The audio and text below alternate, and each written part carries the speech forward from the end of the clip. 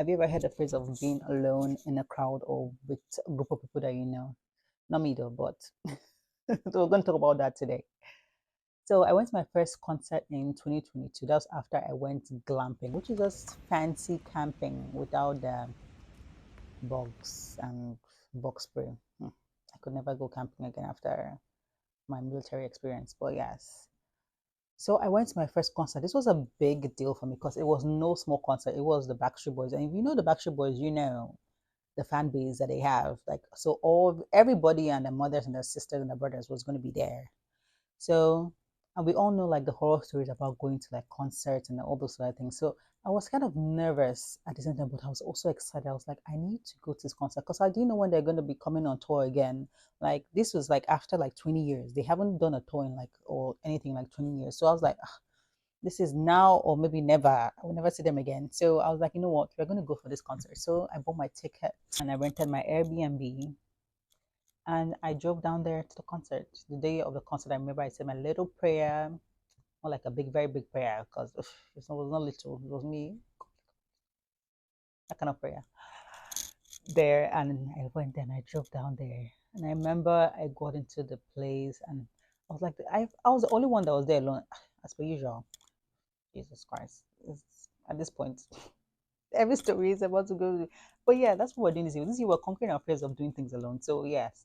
So I was there alone and I sat in my chair and I remember when they came on stage, oh my goodness, my heart couldn't believe it. I was watching the Backstreet Boys. I sang and I danced the whole night. I knew every song. I was like, oh my goodness, this was an amazing experience for me.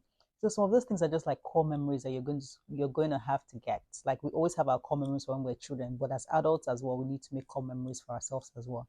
And some of those core memories are going to be memories that you're going to have to make them alone. I know I spoke about this in like a previous video that you're going to have to make core memories alone, which are very important. They're going to be memories that are going to help you when you're going through like hard times or difficult situations. You're going to have to remind yourself and go back to those points in time. You can't always go back to points in your childhood. You're going to have to go back to points in time in your present adulthood that will help you strengthen you in whatever situation you're going through. And this is one of those memories for me. I remember, like, whenever I look at the videos on my phone, I'm just like, oh my goodness, it just brings me back joy. Just relieve those moments again, and I'm just so happy and so giggly. I'm just like, oh my goodness, I went to see the Backstreet Boys.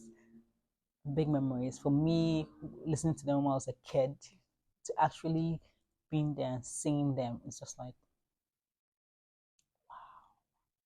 so let's take a paper and write down things that are holding us back.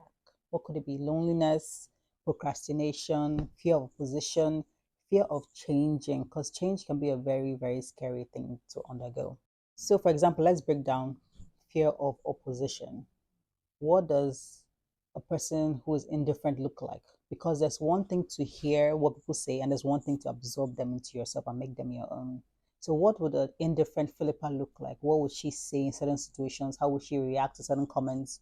What kind of people would she have around her space? What does she do every day to make sure that her mental state is good? Does she watch certain videos? Does she not watch certain videos? Does she follow certain people? Does she not follow certain people? Does she eat certain things? Does she do certain things? Does she appear and disappear from certain situations or certain places? Does she go to certain places? Where does she hang out? Those kind of things, like things that will help you fortify that attribute or quality you're trying to build in yourself.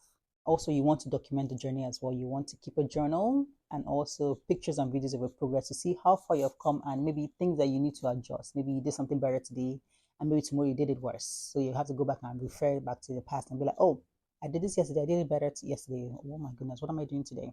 Let us figure it out. Let's retrace ourselves real quick and fix this quickly. Also, you want to tell somebody that you can trust as well, that is going to keep you accountable to help encourage you as well. Your friends can only encourage you. You are going to have to be the executioner of this life you want to build by yourself. I will also be posting a prompt on my stories for you guys to go respond to, and so we can keep the conversation going as well. I will see you guys in my next video tomorrow. Bye.